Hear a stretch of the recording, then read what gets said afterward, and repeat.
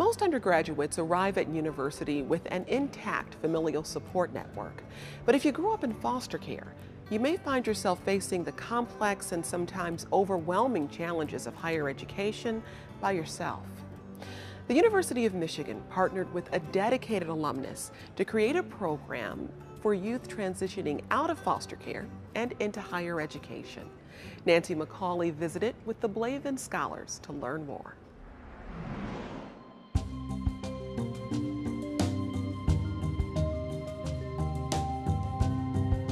Every student knows that getting accepted to a major university takes hard work and focus. But for students transitioning out of foster care, the challenges stretch far beyond admissions. I'll see you guys later. In the heart of Central Campus, I visited with Rachel Nasco, director of the Blavin Scholars Program, to see just how the University of Michigan welcomes and engages with foster care youth. How do you see this? I see the Blavin program really being a human face to the institution's values in supporting underrepresented groups in graduating from the University of Michigan. I'm sure some of the stories are very touching that they've overcome, and you just go, wow. They're very resilient. I think that's the word that always comes to mind when I think about them. They're very resilient in that they overcame many, many barriers, but never stopped. They continued to move forward. The program is designed to provide comprehensive services all the way from recruitment and admissions through graduation. So it really attempts to address every part of the student's life. Everywhere from making sure that all their financial needs are met, their housing needs, and then any physical or emotional needs that they may have. The Blavin scholars are moving forward, but at their own pace, and some require more assistance than others. Assessing individual needs is a hallmark of the Blavin program. So how's placement going? It's going really good. I'm excited. And where are you placed now? The Guidance Center. Cherish Thomas arrived on campus with little resources and no place to call home. I was kind of born into this situation. My mother struggled with substance abuse and prostitution. And she just had entirely too many kids for my family to try to take care of us. So we ended up in the system. And I have 10 different siblings. And I've experienced about 20 different placements, different homes, different family structures, and that's including juvenile detention centers and group homes. It must have been really hard for you to build friendships and have any kind of security. There wasn't any security. I really would pray and just hope for the best. I always concentrated on the fact that it had to be something more than what I was experiencing, and that I would eventually have control over my situation if I just didn't give up. Cherish did not give up. She's now a graduate student at the School of Social Work. However, her first 2 years without the Blavin Scholarship were challenging. Did you feel like when you came here, was it an easy transition into the university? Was it a tough one for you? No, it was not an easy transition. I didn't really know how to do a lot of things, take notes appropriately, knowing how to approach, professors, to ask questions. I was relatively intimidated. You really had to go up to them and kind of explain to them, no, there's some gaps in my education and I need some assistance.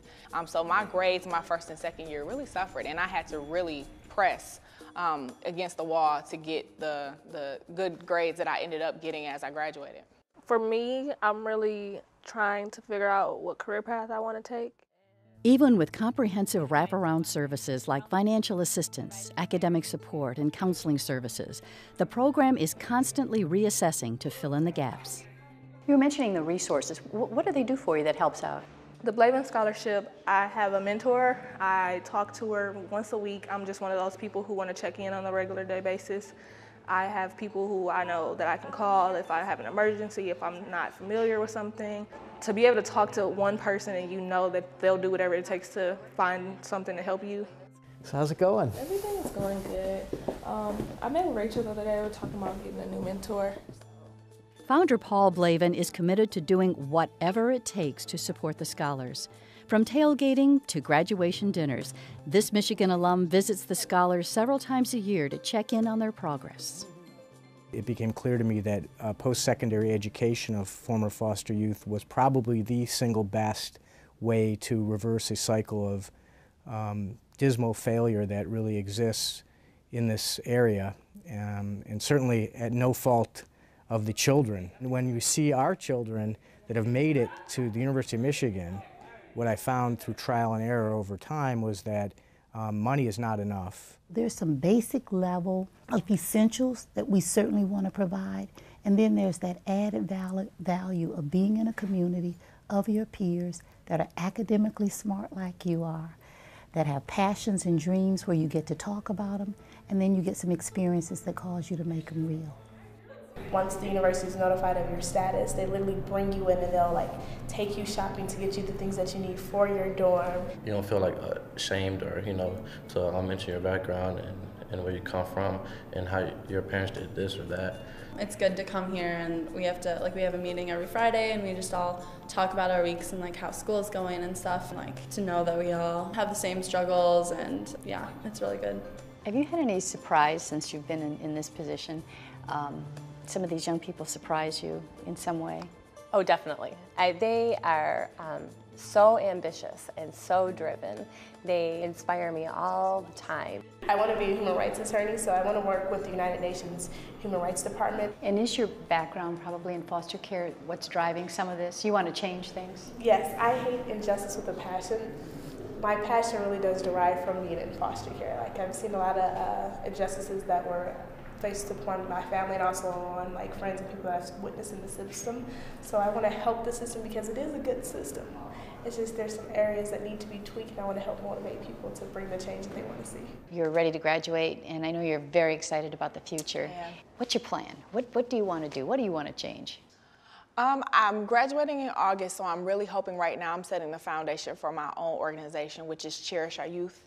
And it's a statement, and I really want it to go nationwide, so every city will have its own Cherish Our Youth Detroit, Cherish Our Youth New York, Cherish Our, just making a statement to the state that we need to do better with our kids. So I might not see it in my lifetime, but as long as I can lay the foundation and have other people come and pick it up, I will be, just as happy as I can. So my hopes are just that I can build a lifestyle to be able to do what Paul and Amy are doing and kind of helping. If anything, my heart is very, very appreciative. To me, this is the best thing I could possibly do, aside from taking care of my own children. And, it's so I get way more back from giving to the scholarship, supporting the scholarship, than I put into it, many multiples back. I really feel like this is not my job, this is my life's work. I think you're in the right place, don't you? I love this place. I definitely think I have to be in this place because if sometimes I give up on myself, and there's so many people around you, in the Blavin Scholarship, that's a reminder you can't give up on yourself. So it's just a great environment to be in. It's really the people around you and the resources you have that can change your life.